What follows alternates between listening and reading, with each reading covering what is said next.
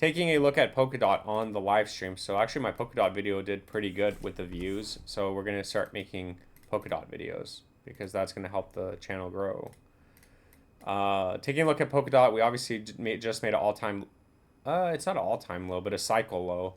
But we already talked about the tokenomics last time. I don't like the tokenomics because they are releasing coins, which is inflationary, which isn't good in my opinion. But I like the fundamentals of Polkadot, and I think that if anybody's buying right now, getting into a short trade, I would put Polkadot at $5.90 or $9. Anything over that, God bless, because you guys made it, and Polkadot will have its bull run. I'd say maybe $18 to $29 will be the top for Polkadot.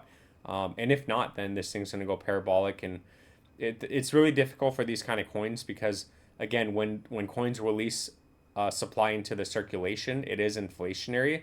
So the Polkadot that used to be $55 high is no longer the same Polkadot 4 years, 4 years later, because it's going to take a lot more money to take it back up to the all-time high. So although even if it does go back up to $55, the market cap is going to be a lot higher than it was back when it was $55 in 2021. So I hope that made sense. That's why that's why in some cases, even last cycle, we never made all-time highs on some coins because they did release circulation and they only had 618786 retracements. But regardless, it's crypto, so it could happen. This thing could go to $100, and I'm just saying it from a perspective of being cautious, and the majority of the time that is what happens. But Polkadot is a good project. I do think it'll do fine, but we do have resistance, and it's bearish as long as it's under $5.97. Bullish over $9 should take us to $18 to $29 after that,